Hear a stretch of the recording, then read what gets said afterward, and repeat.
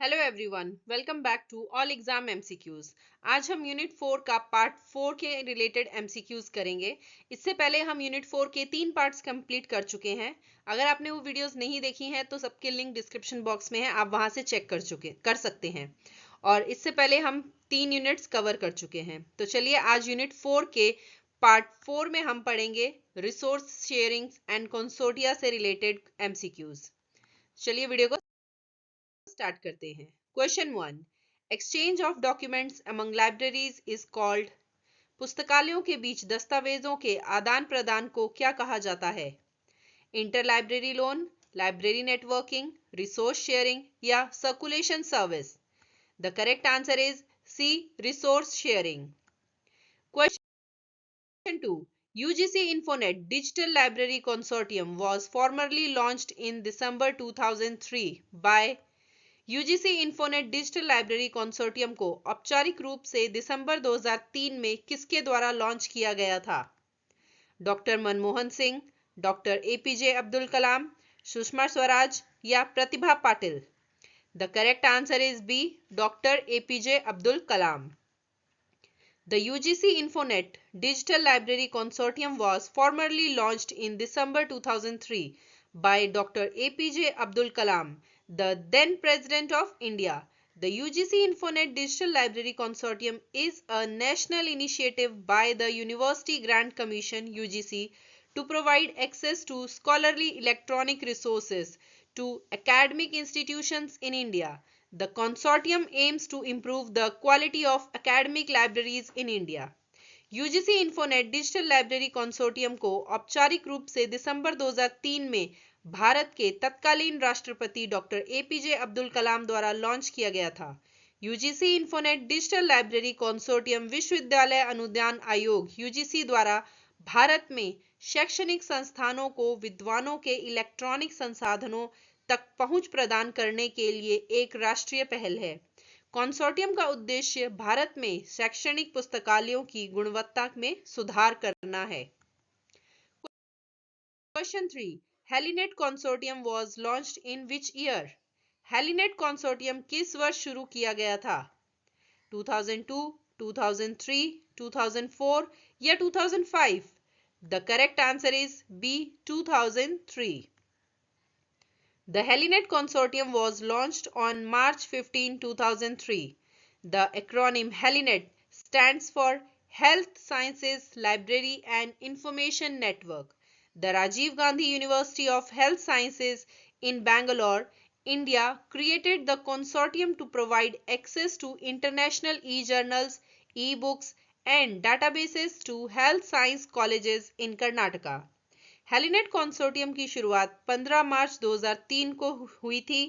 हेलीनेट का संक्षिप्त नाम है स्वास्थ्य विज्ञान पुस्तकालय और सूचना नेटवर्क। भारत के बेंगलोर में राजीव गांधी स्वास्थ्य विज्ञान विश्वविद्यालय ने कर्नाटक में स्वास्थ्य विज्ञान कॉलेजों को अंतरराष्ट्रीय ई जर्नल, ई बुक और डेटाबेस तक पहुंच प्रदान करने के लिए इस कंसोर्टियम का निर्माण किया।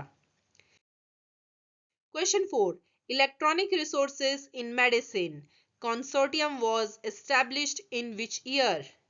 Electronic resources in medicine ER-MED consortium की स्थापना किस वर्ष की गई थी? 2002, 2004, 2006 या 2008? The correct answer is D, 2008. The Electronic Resource in Medicine Consortium was established in 2008. It is an initiative of the Directorate General of Health Services and the Ministry of Health and Family Welfare, Government of India. Electronic resources in medicine consortium की स्थापना 2008 में की गई थी। यह स्वास्थ्य सेवा महानिदेशालय और स्वास्थ्य एवं परिवार कल्याण मंत्रालय, भारत सरकार की एक पहल है। Question 5, Which field is an e-resource consortium SERA working in? ई संसाधन संघ सेरा किस क्षेत्र में काम कर रहा है? एग्रीकल्चर, एस्ट्रोनॉमी, एस्ट्रोफिजिक्स या anthropology? The correct answer is a, agriculture. SERA, which stands for Consortium for E-Resources in Agriculture, operates primarily in the field of agriculture by providing access to online scientific journals and other digital resources for researchers and faculty within the National Agricultural Research System. सेरा, जिसका पूरा नाम कृषि में ई संसाधनों के लिए संघ राष्ट्रीय कृषि अनुसंधान प्रणाली के अंतर्गत शोधकर्ताओं और संकायों के लिए ऑनलाइन वैज्ञानिक पत्रिकाओं और अन्य डिजिटल संसाधनों तक पहुंच प्रदान करके मुख्य रूप से कृषि के क्षेत्र में कार्य करता है। Question 6, INDEST consortium was established in which year? INDEST consortium की स्थापना किस वर्ष की गई थी? 2000, 2001, 2003 या 2005? The correct answer is C, 2003.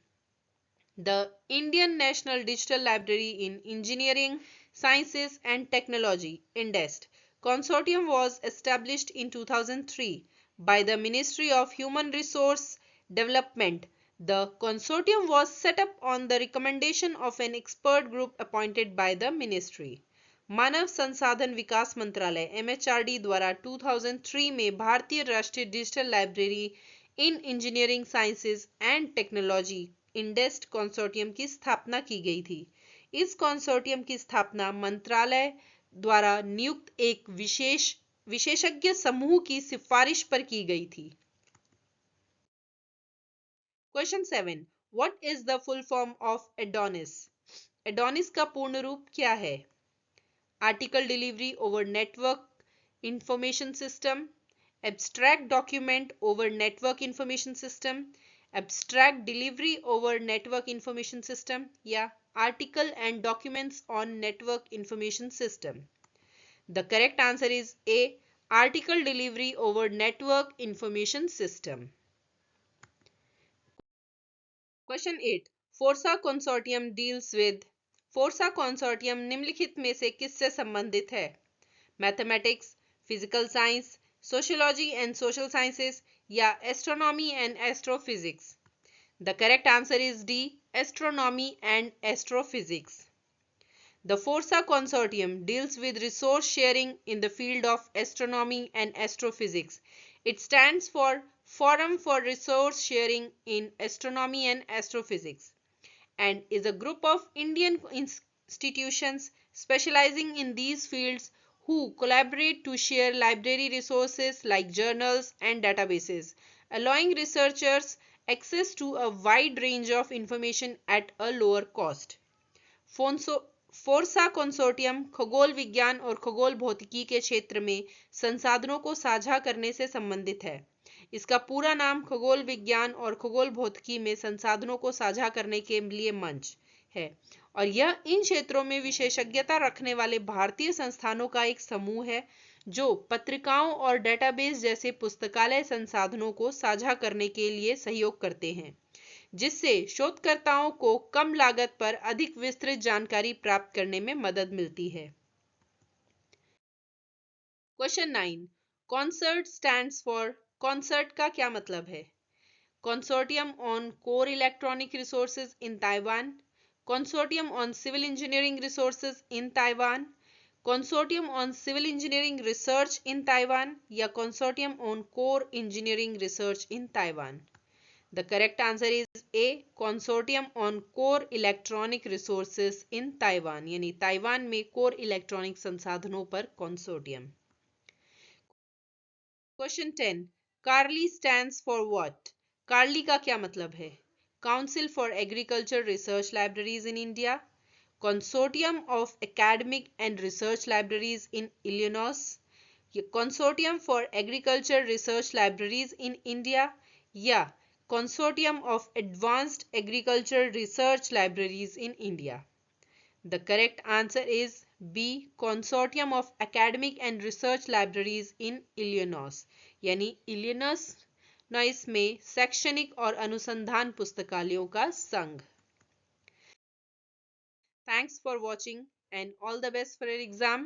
Video पसंद आई हो तो वीडियो को लाइक शेयर ज़रूर कीजिएगा और चैनल पर नए हैं तो चैनल को सब्सक्राइब ज़रूर कीजिएगा। इसके बाद हम यूनिट 5 करेंगे। यूनिट 4 यहीं पर कंप्लीट होती है। सभी के लिंक्स डिस्क्रिप्शन बॉक्स में है, आप वहां से चेक कर सकते हैं। आप हमें टेलीग्राम पर भी ज्वाइन कर सकते हैं, लिंक डिस्क्रिप्शन बॉक्स में है। Thank you and have a nice day.